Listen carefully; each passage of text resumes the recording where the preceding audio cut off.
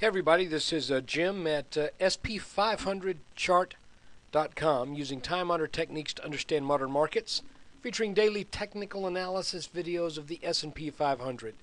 Just want to remind you that the website and this video are for educational purposes only. Nothing stated at the site or in this video is intended to be used as investment advice. I control lines on charts, but you have to draw your own conclusions from your own research and make investment decisions that are suitable for your personal financial situation. And once again, I am not a licensed financial professional. I'm just a guy who draws lines on charts. And we are looking at a 30-minute chart of the, I'll tell you what, let's back out to an hour. It'll show us a little bit more. Here's an hour chart of the S&P, and what another just totally squirrely day. Now, I was kind of expecting it, but I thought the squirreliness would be early in the morning when Bernanke would speak to see, what kind of knee-jerk reaction the market might come up with. But instead, we got maybe a little squirrely there, but we definitely got squirrely late in the day as we saw this big rally for that took the index more than 45 points off the lows of the day, and I've looked in my technical analysis books and have looked up for the definition of this kind of trading, and the definition is just really freaky. And no, I don't think John McGee and Edwards and McGee ever said really freaky, but they would say certainly volatile, and what's a good way to put this? Just kind of uncontrolled. The markets are really, we could tell that they're just in the throes of trying to decide which way are we going to go. Now, I'm showing you this chart in this time frame because what I want us to do once again is to look at this pattern that has formed over the last 2 months. And the reason I want to look at it is if you've been watching the videos much lately, you would know that a lot of these tops and bottoms do not line up very nicely. That they really are kind of it's just ragged at the top, ragged at the bottom. You got a general shape to it, but when you get that kind of raggedness, I think you cannot expect the trend lines to work as cleanly and as nicely and as succinctly as you would like for them to. And I think that is definitely what's going on right now, because today the market just blew right on through what appeared to be some pretty strong resistance here at what I'm thinking was a neckline, but it just zipped right on up through there. And so now we have to watch maybe this red line right here, that if this is a working trend line, then we have to call this little 2.5 day period right here a false breakdown or a false breakout to the downside. And but we're going to take a little bit closer look too, because this is certainly interesting what's going on. Additionally, I've got this line right here that is just under the 1140 area that you can see served as resistance. To begin with, it's kind of the center of gravity in this initial pattern back here that formed this diamond pattern that formed for the first rally off of the bottom back in the second week of August. Then it tried to hold the support, broke momentarily, then was support, almost touched here, support here, then it broke down through it. This is almost the neckline of this little pattern right here, and it looks like we may be heading up to test that. So we need to focus in on just this area right here. Now, before we do this, I want to remind you, if you're watching this, and it is October 4th, 2011, I want to thank you for signing up for a subscription for this service. And I want to tell you, if you signed up, you've probably been already following some of these videos on either on YouTube or on the website. But I want to remind you that the technical analysis is by no means foolproof. All we do is we try to find repeating patterns that have historical significance.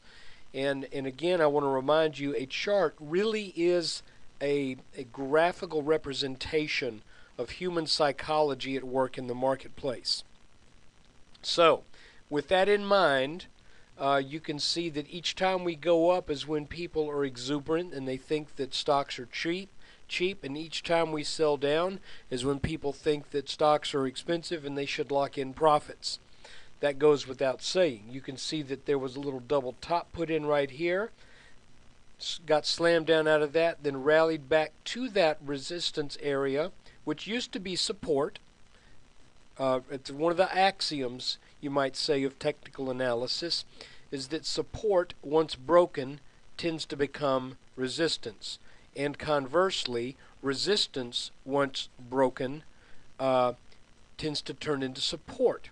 Now, I didn't mention something in yesterday's video, and I wish I had, because it really was very relevant, but we really weren't that far below this bottom line in this descending channel.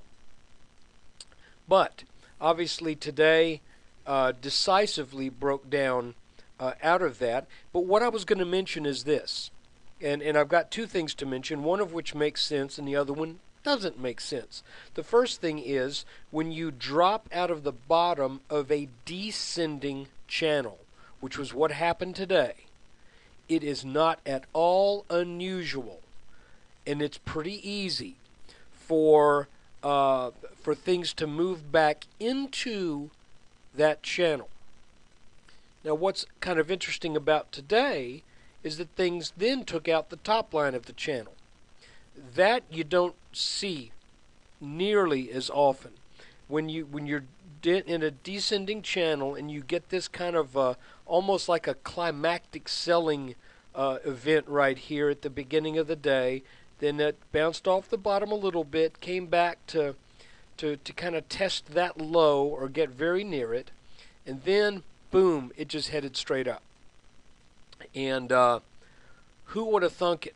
Well, maybe if you did, give me a buzz. Let me know if you saw this coming, like it happened. Please let me know what clued you into that.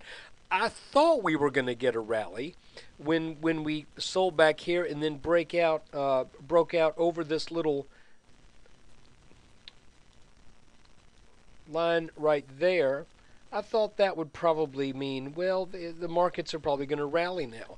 But I thought that rally would be held in check around 11:12. And you can see it did bounce there, but then at the end of the day, it broke on out and put on another 10 or 11 points. So there you have it. So what do we look forward to now? Well, if this is a break of this blue channel that had been working for a while, I would expect at some point a back test. So it's at some juncture, I would think in the next day or so, the markets should kind of swing back, sell off, because you think about it, if you're looking at some of those 3X funds, like maybe you're looking at TNA, which from the low to the high today made probably about a 13-15% swing. That's crazy. But anyway, I would look for maybe a back test of this, and I would also look for resistance here and here. So what does all this mean as far as where the markets are headed? Well, I really don't think they're going to go a whole bunch higher. That I don't think they should. I'm not saying that they can't, because again, technical analysis is never absolutely spot on. You get surprised from time to time. Again, I thought this line would hold. Now I'm thinking, well, we've got what should be some resistance here around 1136, and then we should hit some more resistance right around 1150. So right now I'm still like 97% cash. I'm really waiting for this thing to make up a little bit more clearly what's going on. I did start a small short position right here on that neckline. Very much nibbling, but nothing huge, and I'm content to hang with that for a while. So anyway, that is what happened today. What another strange, volatile day. It really begs the question: what is going on? Because that is another huge swing. And folks, I don't think that is a healthy sign. It might be an exciting thing. It might be a real interesting thing. But to me, that is not a sign of a healthy market.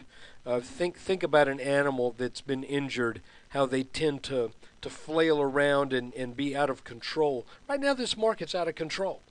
It's crazy up, crazy down. So I'm thinking in the long haul. I'm still thinking we go down and we test these low thousands. But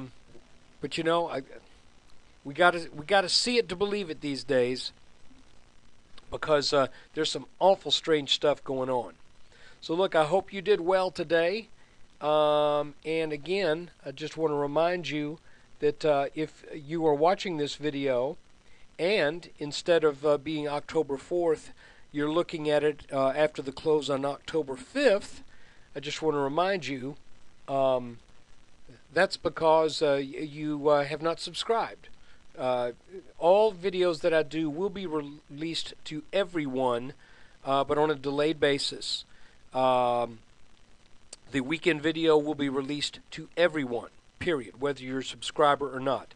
But those who subscribe will get the daily video on the day that it is produced. So just want to remind you, you can go to sp500chart.com and check out the details. Thanks again for watching.